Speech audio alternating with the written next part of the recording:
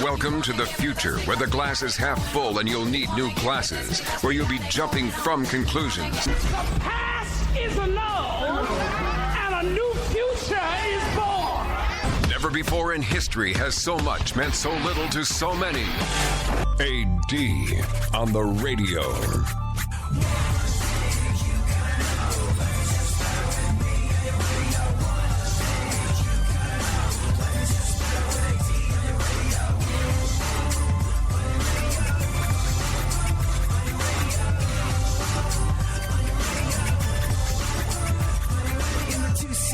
It's you and the senorita. Whoop a broad up the tweeter, cause it's me up in the speaker. Knocking the mama see the top down like a player. And the sound up in your ears, it is the dopest rhyme. Say I run a game like a cheater. So, Funkhauser, you know how we come in and things are broken, things don't work. I rant and rave because the wrong button is pressed down on the board by some hokey board op / intern person that was working on their podcast over the weekend, which I don't mind at all. You know, you got to start somewhere, and that's really cool. But just, set things back the way they were, or I'll kill you. I will literally end your life. And you know how we rant and rave about all the things that go wrong, being like, oh, it's a syndicated radio broadcast out of a major market. Why should anything work? Why should anything work at all, ever? You know how we sometimes get a little testy about those things? Whoa, yeah? Well, I think we should calm the hell down about them. Why? Because Hillary Clinton clinched the Democratic nomination last night and gave a victory speech from her headquarters in Brooklyn. Started off with technical issues, even at a presidential level.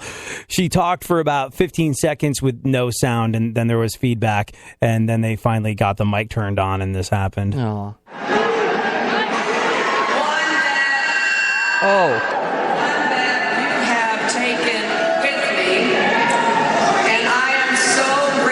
To you. It is wonderful to be back in Brooklyn, here in this beautiful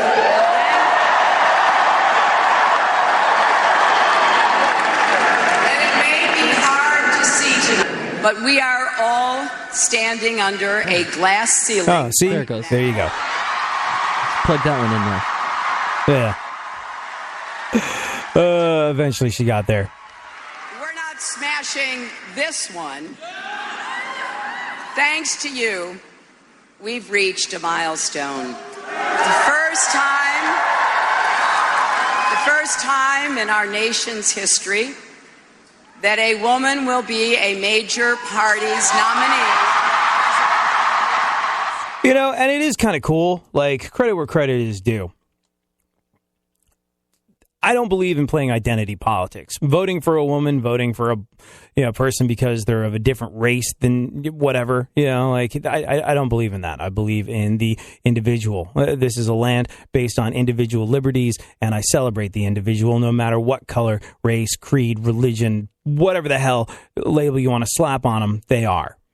But it is, like I said, a bit of a milestone that we do have a presumptive female nominee for president. It's kind of interesting. And you know what? I made absolutely nothing of it up until now. I really didn't even think, like, we now live in a land where a woman could be president. And the reason is, A, don't believe in playing identity politics, but B, grew up in England, where Margaret Thatcher was prime minister whenever I'd been a kid. Like, that was such old hat. Of course, a female can be a world leader. It's been going on in other parts of the world for an awfully long time.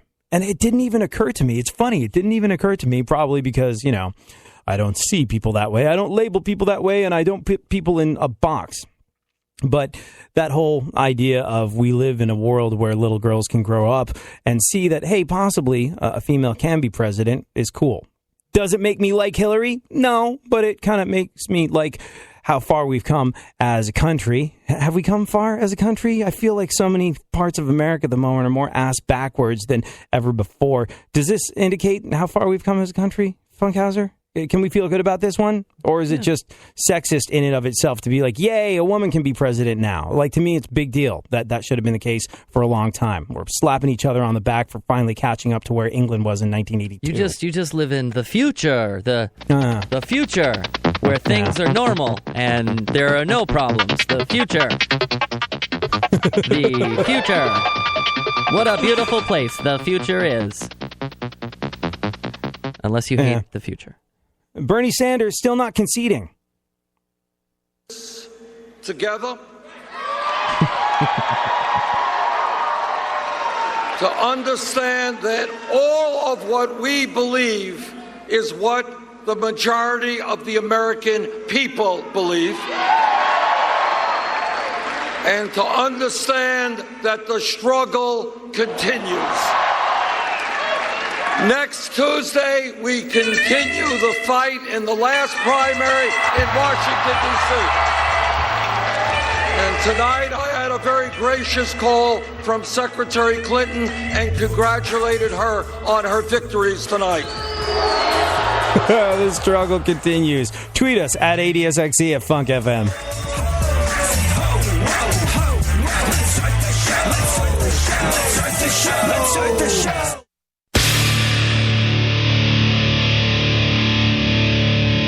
Where the left and right come together for fundamental truths. AD on the radio, on Twitter at ADSXE. I do what I want, when I want, how I want. Every day you're going and working, running that rat race at that pace in that place will leave a bad taste for anyone, everyone working day after day. So buddy, I gotta say for you, there's gotta be a better way. Yeah, and you do what they told ya. Company man, feel it, a mindless little soldier. How can you live like that and maintain your composure before it's begun? Your life's already freaking over. Yeah, I do what I want, when I want. Ooh, I like this. I like this thing that just happened. AD's been interrupted. Yeah. By somebody in the studio. See that? Hey, I just have a light to fix here. No problem. Oh, you're doing radio for thousands and millions of people? Oh, it'll just be a second. Just one more second here. Looked wounded when I said no. Oh, are you sure I left my thing on there? Oh, I have to wait till, 42 minutes from now? Boo. You want me to stall more? I could. We could spin the wheel of fun. It's like, let's see, what are we going to talk about today? Let it spin and spin. No. I mean, really today, the main thing that we have to understand is that Travis Barker of Blink-182 fame, A-list celebrity, superstar drummer, and a member of Blink-182 is checking in on the show. That's really kind of what we're killing time. Right. All the people in the room say yay. Look at all of these programming people. Other programming note. You're going to be on this you're going to be on this game show, right? Yeah, Tuesday, mark your calendars, set your DVRs, Tuesday, June 21st. I think it's 7:30 or 10:30. You'll see me and Canadian Jane as contestants on Game Show Network's The Idiot Test, hosted by Ben Glebe. Isn't Ben Glebe, the host of Idiot Test, coming into the show? Now, is he coming onto the show before or after you guys compete for how much money? The grand prize is $10,000. He will be here the day the show airs, so he'll be here on Tuesday the 21st, and then I think he's going to pop in the day after so we can talk about what happened too, just for a minute.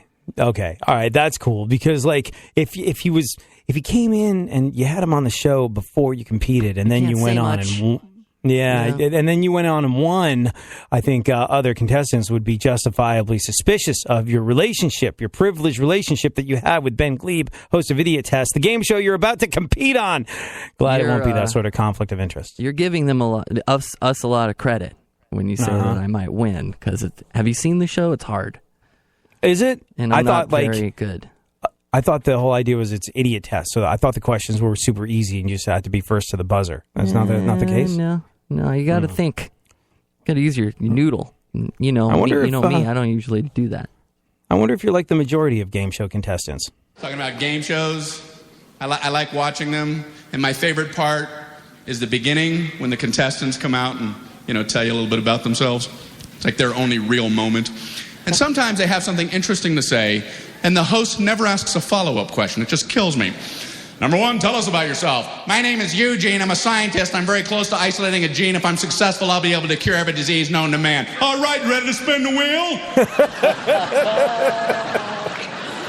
You don't want to hit a zonko or you're going to hear this.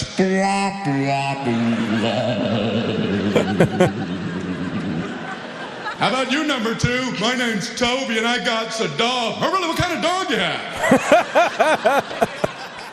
What's on my TV set. I'm not sure where they get some of these contestants. True or false, Pavlov's theory proves inferior beings will respond to a bell. True. Ding, ding, ding, ding. So we look forward to your star turn. Thank you. As outlined by Brian Regan when you eventually get on Idiot Test. Hey, I'm very already excited a for this. star, by the way. If you Google Jay Leno car prank on YouTube, I'm a star, right? Yeah. I was a host or something. Yeah, you got pranked by Jay Leno. Not only by Jay Leno, who was the other person involved? David Spade. David Spade and Jay Leno pranked Funkhauser. My big brother. It was, yeah, you know, am I the only person that ever said talking to Funkhauser is like talking to David Spade? Are you the only? Yeah. See, now I'm starting to talk like him now. I wish when Jim Brewer had been on the show, someone actually knows David Spade. We could be like, so, Funkhauser, yes or no? Is he like David Spade? See, here's the thing about that impersonation is it's not very good, but if I'm just my normal self, it sounds a lot more like him. So, yeah. We'll see. There you go. I won't do that on the game show. At least I don't think I will. We'll see. I'll be way more embarrassing. Oh, good. We all look forward to it with breath that is indubitably bated. So let's do a little bit of news, shall we, today? And then we'll talk about the interesting piece of irony that Hillary Clinton unleashed when she talked about income inequality. But what is going on in the world, Funkhauser? All right, fine. Biggest news of today. Somebody had a birthday. Whom? Kanye West turns 39. Oh, Yeezy's birthday. Yeah. There you go. Or as Kanye puts it, the sun has now made 39 trips around me. Yeah, I was woken up this morning by that news that Kanye turned 39 today. Happy birthday. Yeah. Just like an EAS alert on my phone. I think Kanye plans to spend the day in quiet, humble introspection. Kidding! He's going to be tweeting about his new line of sneakers can bring the world closer to God. What else? What else is going on? Police are investigating a firebomb attempt on the Kardashian sisters' clothing store in West Hollywood. I believe police have narrowed down potential suspects to, everyone. Sunshine coming my way. Nothing's gonna change how I feel today. Nothing's gonna get in the way of my perfect day. Sunshine coming my way. Nothing's gonna change how I feel today. Nothing's gonna get in the way of my perfect day. Don't get the blues, get all the news. We mean all of you guys out there in Radioland. All aboard! He's back. AD on the radio. Give it up, yeah. Give it up, yeah. Bring this on, come on. That's the way you do what we do. That's the way you do what we do. That's the way you do what we do. You do what we do. You do what we do. That's the way you do what we do. That's the way you do what we do.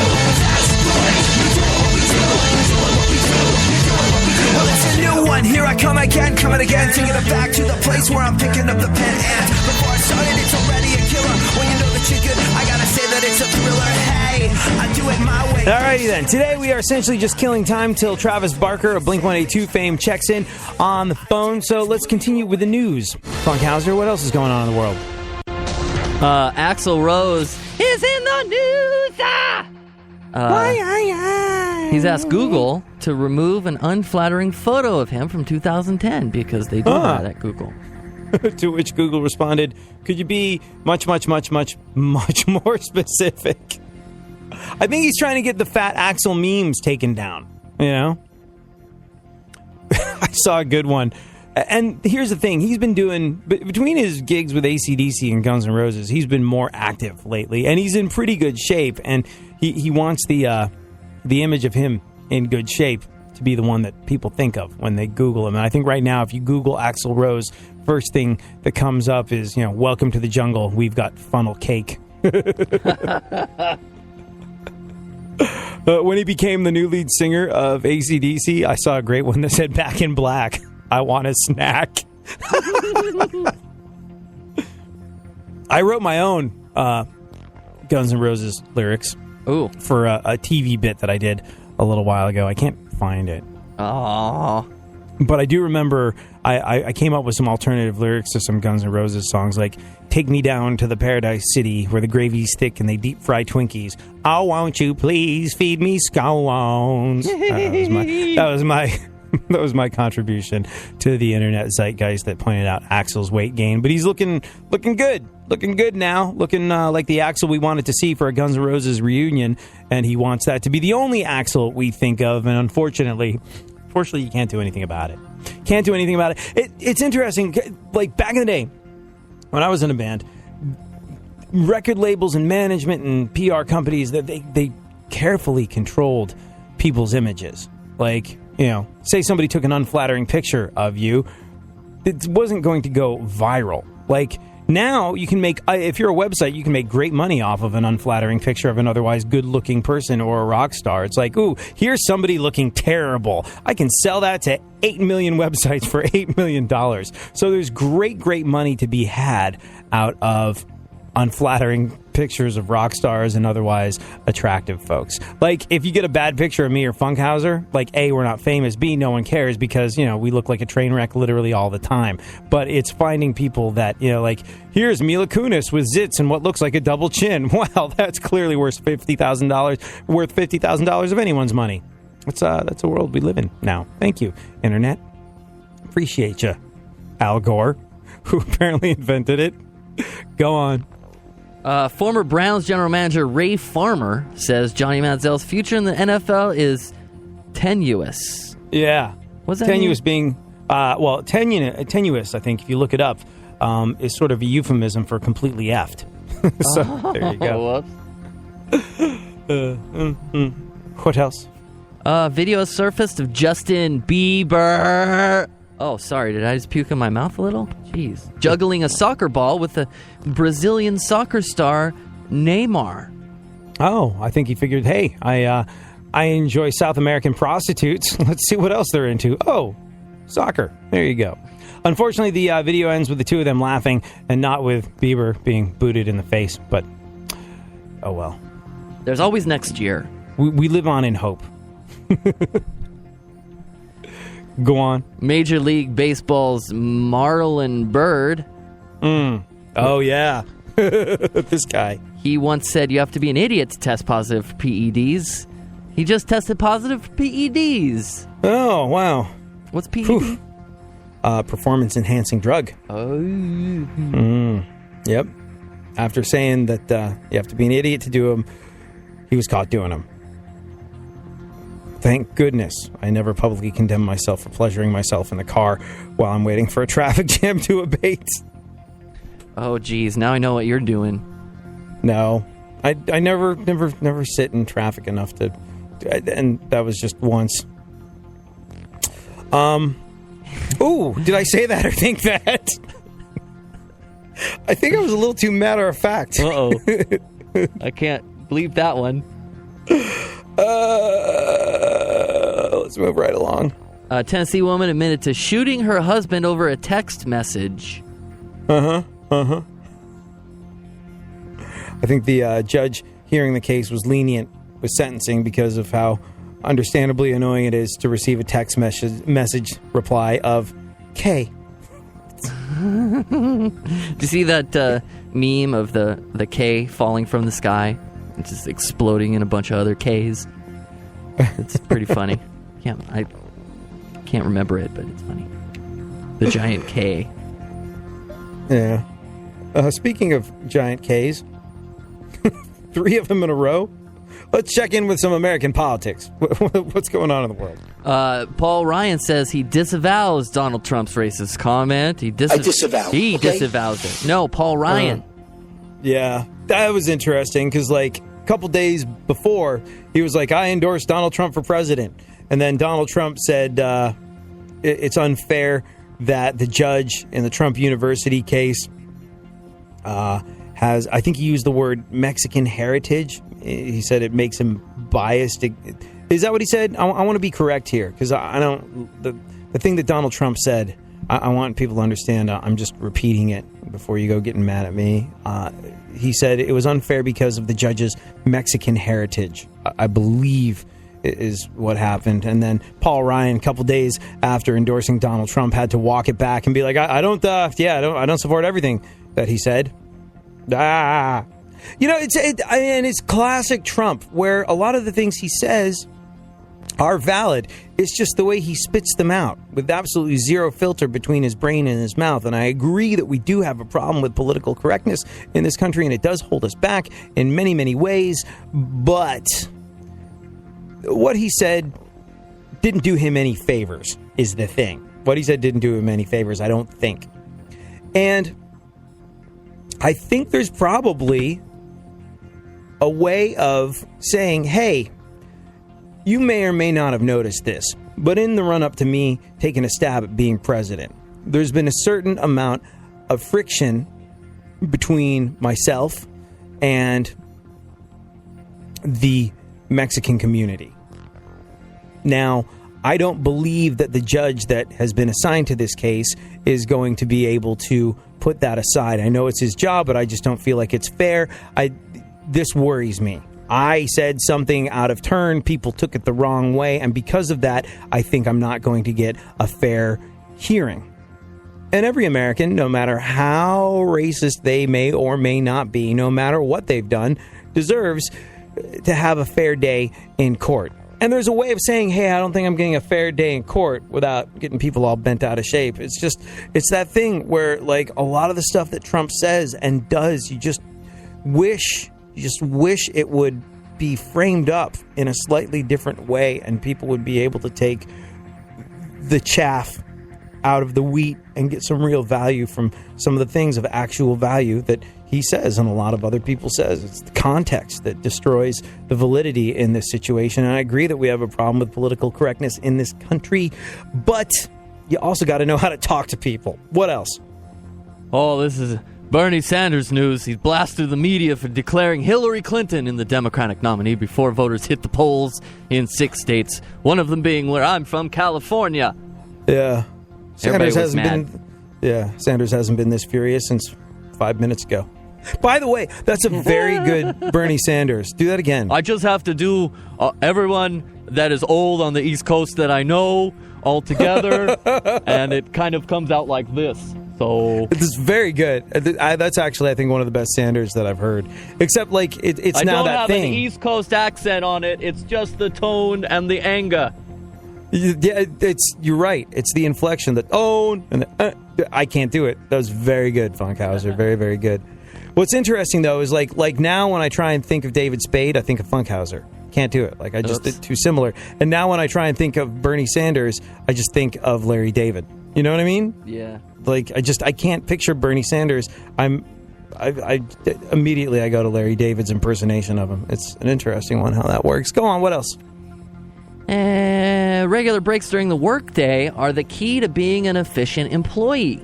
How many breaks do you take during the workday, Funkhauser? How many breaks do I take? No, I start and end. I don't break. Come on. Yeah, me either. Unless it's donut day. Then bye. I left to go get a sandwich because I forgot my lunch the other day. I left to go to get a sandwich, and in that time in the car, like 3 text messages, 4 emails, and 2 missed phone calls, being like, "Where are you?" It's ridiculous. Everybody wants something, and they want it now. I hate that. I hate how accessible digital technology makes all of us, because it means people feel that, like, if you haven't responded to them right away, you clearly don't care about their feelings or the company or this project. It's so frustrating. And there is no break. Was it France? I think France made it illegal for companies to email their employees after they've gone home. Oh, really? Yeah. I like that. Yeah, I like that a lot. Do you hear that, people who email me Sunday at 9 p.m.? Yeah. It's you know what? It's that clutching terror. I mean, I signed up for a job programming radio stations, And that's, it is what it is. And you're responsible for this thing that's supposed to crank out content 24 hours a day, 7 days a week, 365 days a year, year in, year out. It never ends. So the first thing I do when I wake up in the morning is grab my phone and go, oh, God, only 4 emails about how things have gone kind of, sort of, a little bit wrong that other people can deal with, but you're waiting for me to deal with them, and you've been up since 6 in the morning because you're part of, okay, fine. I hate that. I hate the accessibility that digital technology has given to all of us. It makes it so hard to shut it off. Sucks. Usually I have words of advice in this situation. I don't know how to combat this. It's a bad place that we've landed in the workplace, where it's just like the moment you decide to leave, you're immediately harassed by 800 different people that get their feelings hurt because you didn't respond in 2 seconds. It's like I have mayonnaise all over my face and my fingers are too greasy to even touch my phone. That doesn't matter.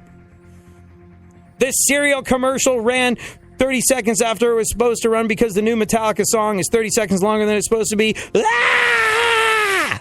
These are actual conversations I've had. Go on.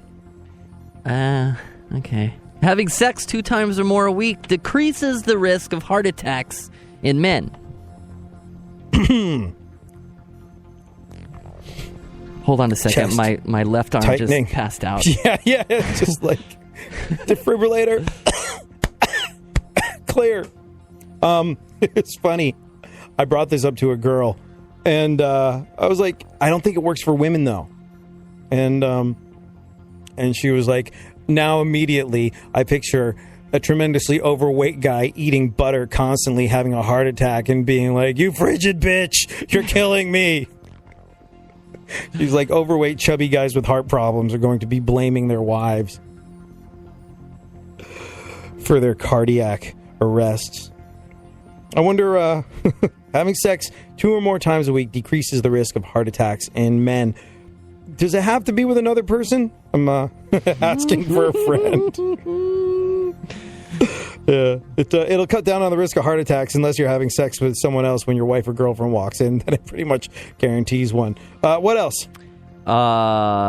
Scientists have discovered some species of fish can recognize human faces. Oh, that's awesome. So I guess cancer's cured now? Excellent news. Who funds this research? Go on. A couple more pieces of news. There's a surplus of cheese in America this year. What? A surplus of cheese. Usually when there's a surplus, it's something that I don't have any interest in. But a surplus means the price comes down, and this means, there's a surplus of cheese in America. No way. I don't know jack about it. But I think to the average American, that's really good news. No, stop. You give me a bunch of cheeses, I'll eat them all. Okay, I'm all out of these.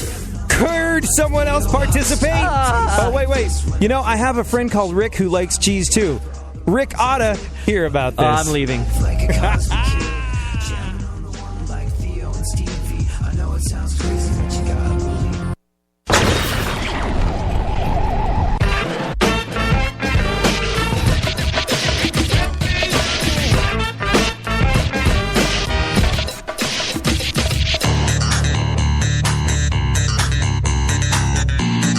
Now, more AD on the radio.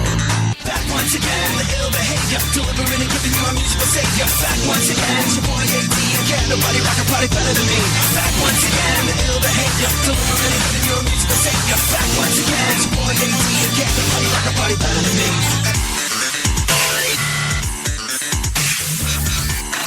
So, I like it when people do research. I appreciate that. For a number of different reasons, not least of which is it saves us from doing research. Funkhauser and Stephen Colbert played a clip last night from Hillary Clinton's commencement speech back in 1969. Check this out.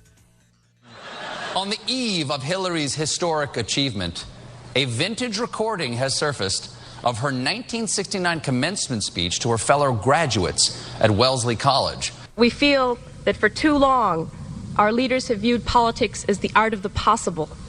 And the challenge now is to practice politics as the art of making what appears to be impossible possible. And now she has done it. She has made the impossible possible. She is a woman who has clinched the presidential nomination. That is something you could only see in a sci-fi novel or any other country in the world.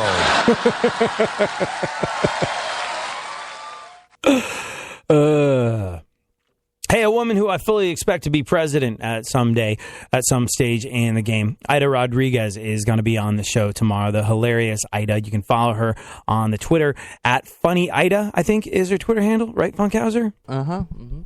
A stand-up comedian extraordinaire and someone who we always enjoy having on the show. She'll be back tomorrow, and we look forward to that. And, to me, she's always going to be my presumptive nominee, one of the smartest, funniest women on the planet. Hillary Clinton talked about income inequality and did it in a rather ironic way. I don't know why this is just hitting now, but after the New York primary back in April, Hillary Clinton gave a victory speech where she talked about income inequality. But the New York Post just pointed out, don't know why it's taking so long to pick up on this, but the New York Post just pointed out that she did this while wearing a $12,495 Armani jacket. At the moment, it's on sale for just a giveaway, $7,500. It's made in Italy out of woven multicolor Napa lambskin, if that sort of thing makes a difference to you. Either way, critics have been jumping all over her, and her supporters came to her defense. It's going to be a long 5 months, people. And at the time, she was talking about things like creating jobs and raising wages and improving access to education so that everybody has a chance to climb the ladder. She did not say in her speech that people can't or shouldn't be rich. As far as we know, she's never taken that position, at least not since she's been really, really, really, really ridiculously rich. But I don't know. It's an interesting one, for sure. Ultimately, let's remove the fact that this is Hillary Clinton from the picture. Would you judge them for wearing a $12,000 Armani jacket? If you just saw a person, male or female, Funkhauser, would you be judgmental if they were wearing a $12,000 jacket? Mm-hmm. I mean, judgmental how? Well, in any way. Like, guy, girl walks into the room wearing a jacket that you know knows costs $1,200. No, we're probably not going to get along. Yeah? Probably not.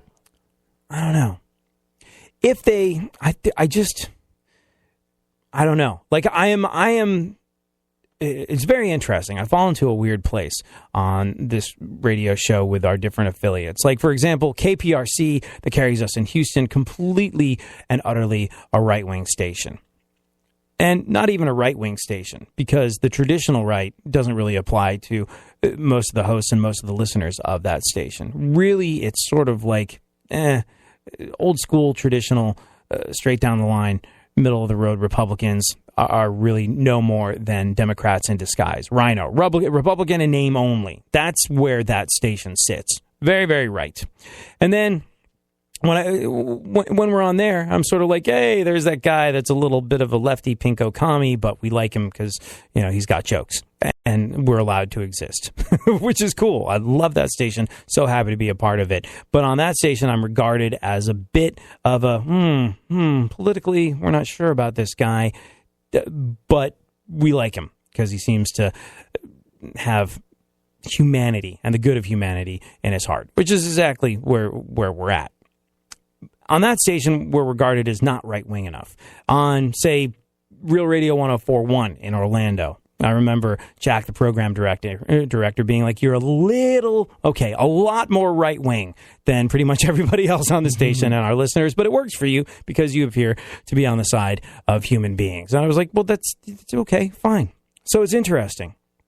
And as far as the whole having money and spending it however the hell you want to thing goes, removing the idea that it's Hillary Clinton wearing this. If a person has a $1,200 jacket, they've made the money that gives them the ability to buy a $1,200 jacket.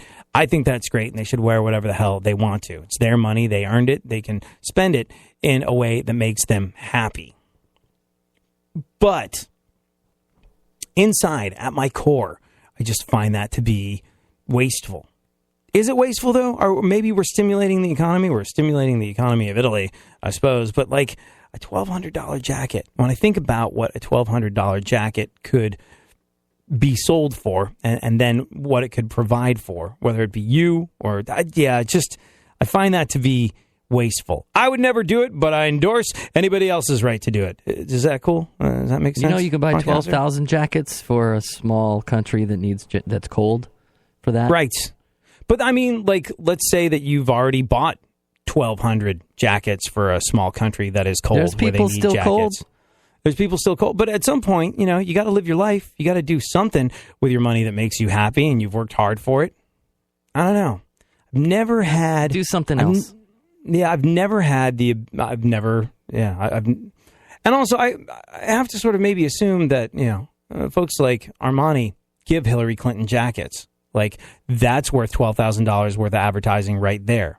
The fact that it got cited as hypocrisy in terms of income equality is a different thing. But maybe it's not. Maybe it's not hypocrisy in terms of income equality. Remove what you think about Hillary Clinton from the equation. Hey, wouldn't it be great if all women were in a position to buy themselves $1,200 jackets? I don't know. You think Travis Barker has a $12,000 jacket? I think he probably only has $12,000 jackets. And we'll talk to him next. Thank you for hanging out.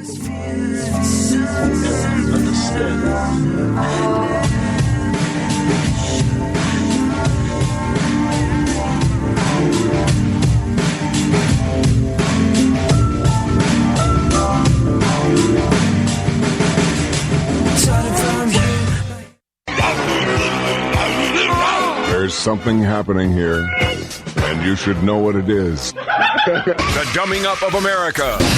Now, more AD on the radio.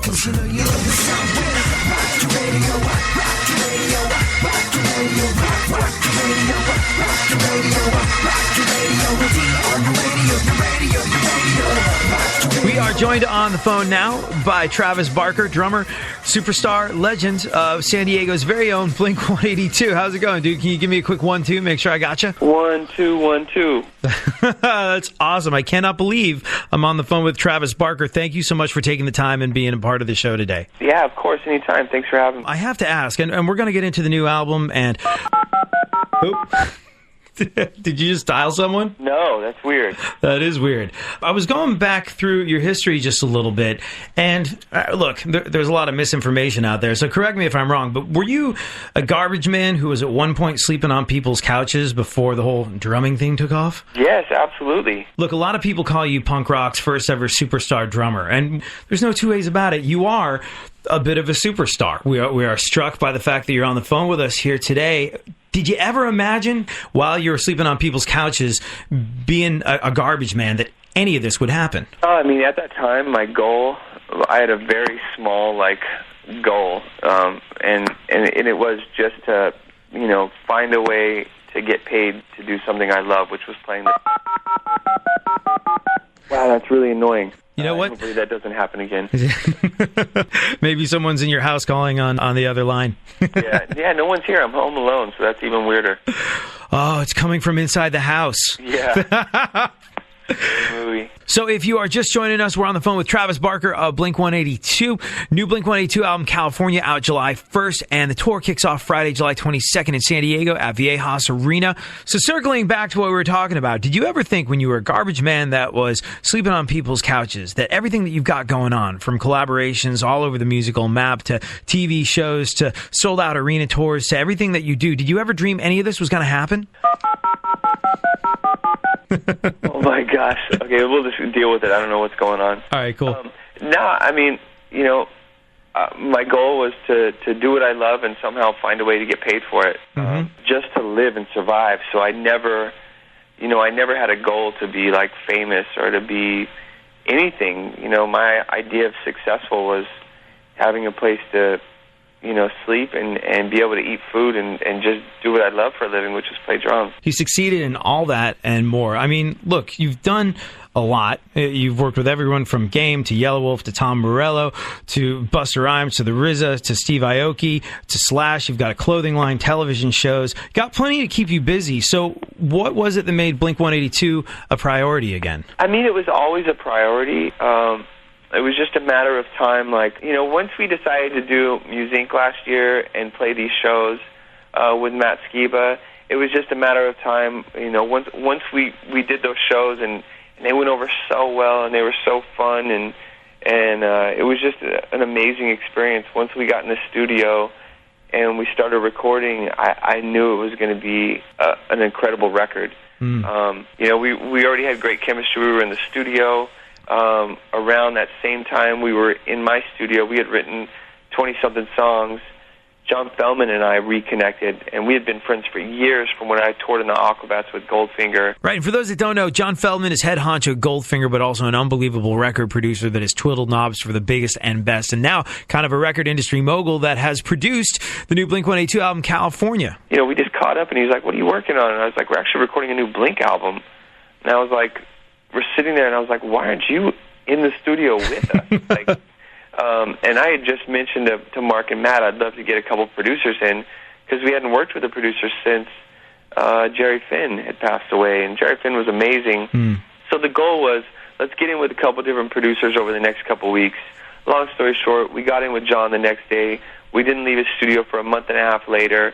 We recorded 2 to 3 songs a day, equaling about 30 songs at the end of a month and a half, and it was just an amazing experience. You know, you mentioned how much fun you had playing those shows with Matt Skiba of Alkaline Trio, who'd gone to become your new guitar player and vocalist. Is that what it is? It's the fun, right? Playing music live when it goes right, from what I understand, is literally not only the most fun it's possible to have, there's nothing like it. Oh, yeah. I mean, both playing live, and I love both experiences. I love the process of recording and creating, and I mean, you can't have that without the other. You can't play live and have this amazing, feeling of playing live without being in the studio and making an incredible album first. So it's just, it's never worked.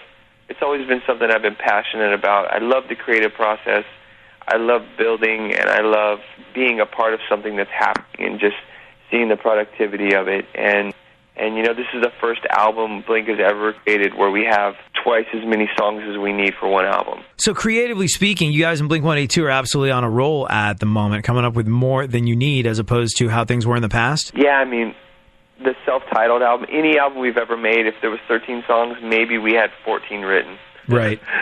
So this is the first time where we've had like 28 songs and we only needed 12 or 14. I've always thought that part of what makes Blink-182 so special since you joined the band is your drumming. Like, it's funny because someone was just like, "Oh, you're going to talk to Travis Barker. He's like the punk rock Tommy Lee." I was like, I disagree.